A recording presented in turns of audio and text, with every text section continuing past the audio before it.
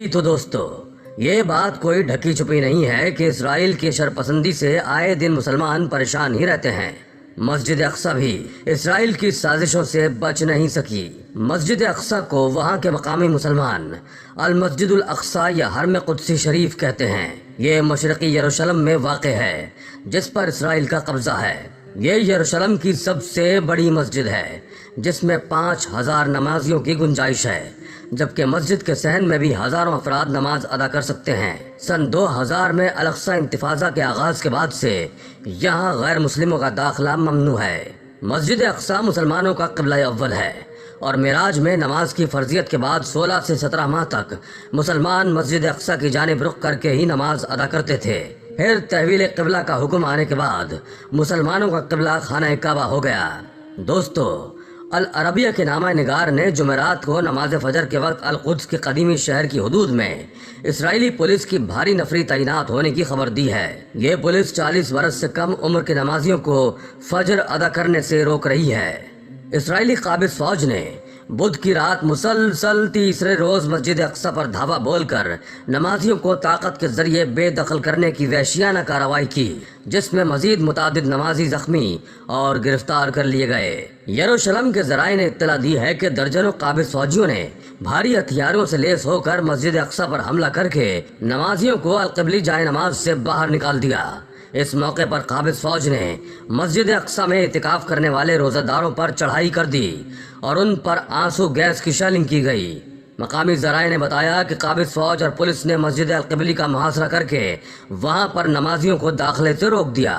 اسرائیلی قابض فوج نے بدھ کی رات مسلسل تیسرے روز مسجد اقصی پر دھاوا بول کر نمازیوں کو طاقت کے ذریعے بے دخل کرنے کی وحشیانہ کارروائی کی، جس میں مزید متعدد نمازی زخمی اور گرفتار کر لیے گئے۔ یروشلم کے ذرائع نے اطلاع دی ہے کہ درجنوں قابض فوجیوں نے بھاری ہتھیاروں سے لیس ہو کر مسجد اقصی پر حملہ کر کے نمازیوں کو القبلی جائے نماز سے باہر نکال دیا۔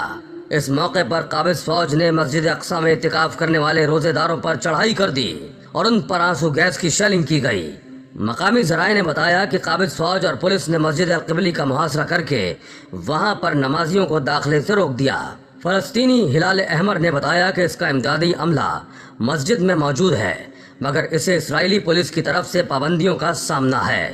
عینی شاہدین نے فلسطین الشہاب نیوز نیٹ ورک کو بتایا کہ قابض فوج نے مسجد قبلے کی چھت پر چڑھ کر نمازیوں کو تشدد کا نشانہ بنایا اور انہیں مسجد اقصی سے نکلنے پر مجبور کیا گیا۔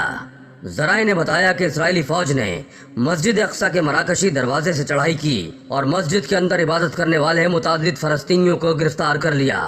عینی شاہدین کی رپورٹ کے بعد یہ بات سامنے آئی ہے کہ اسرائیلی انٹیلیجنس نے اتوار کے روز الاقصی میں اعتکاف کرنے والوں کو فون کے ذریعے ٹیکسٹ پیغامات بھیجے اور انہیں وہاں سے نکل جانے کا کہا۔ اس کے بعد قابض فوج مسلسل نمازیوں کو ہراساں کر رہی ہے۔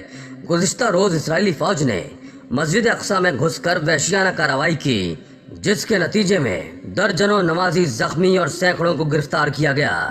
یہ حملہ رمضان کے مقدس مہینے میں کیا گیا، جو اسلام میں روحانیت اور عبادات کا اہم وقت ہے۔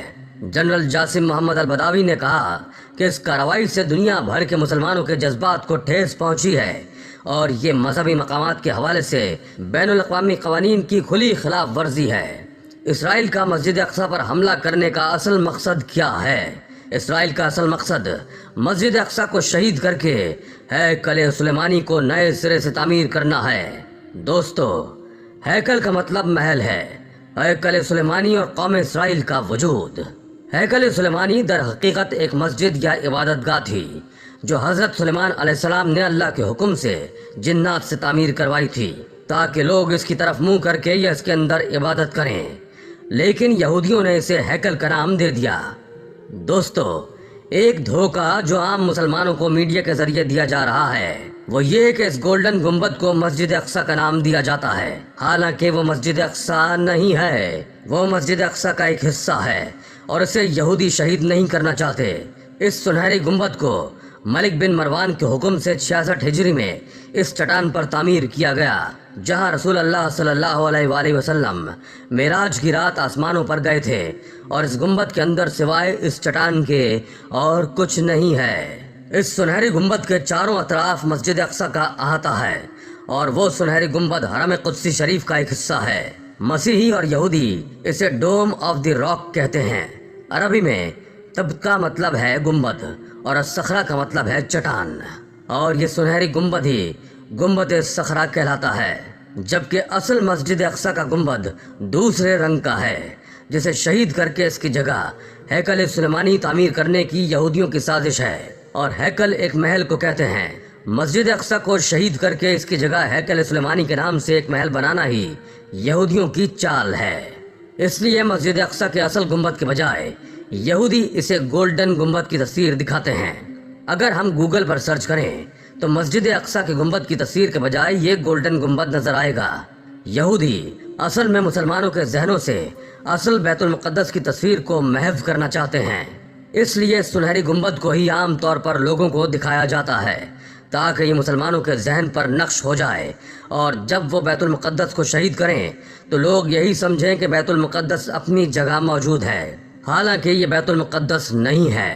سوشل میڈیا پر جو مسجد دکھائی جا رہی ہے، جہاں شیلنگ کی جا رہی ہے اور سرخ قالین بچھے ہوئے ہیں، وہی اصل بیت المقدس ہے۔ یہ بات فلسطین کے مسلمان تو بخوبی جانتے ہیں، مگر باہر کے مسلمان نہیں جانتے، اور وہ گولڈن گنبد کو ہی بیت المقدس سمجھتے ہیں، مگر اصل حقیقت کچھ اور ہے۔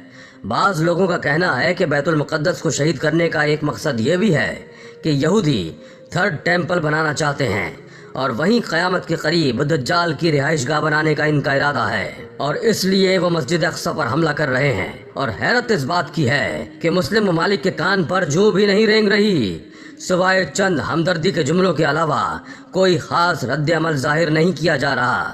مسلمان یہ سب دیکھ کر دکھ اور تکلیف سے دوچار ہیں، لیکن حکمران چشم پوشی اختیار کیے ہوئے ہیں، اور بیت المقدس مسجد اقصی آج پھر کسی فاروق اعظم کی الغار کی منتظر ہے، اور کسی صلاح الدین کی پکار کی منتظر ہے۔ فلسطین کے مسلمانوں کی آہیں اور سسکیاں پھر سے اپنے مسلمان بھائیوں کے ضمیر کے جاگ جانے کی منتظر ہیں، لیکن مسلمان شاید یہ بھول گئے ہیں کہ مسلمان آپس میں بھائی بھائی ہیں۔ مسجد اقصی میں عورتوں کے ساتھ بدسلوکی پر بدسلوکی کی جا رہی ہے۔ وہاں کی مسلمان مائیں اور بہنیں ہماری مدد کی منتظر ہیں۔ کاش کہ پھر سے کسی مرد مومن کا خون جوش مارے اور کلمہ حق بلند کرتے ہوئے اگر مٹھی بھر بھی مسلمان وہاں پہنچ جائیں تو خدا کی مدد بے شک ایمان والوں کے ساتھ ہے۔ اللہ تعالیٰ ان سب فلسطینی مسلمانوں کی عزت اور جان کی حفاظت فرمائے، آمین یا رب العالمین۔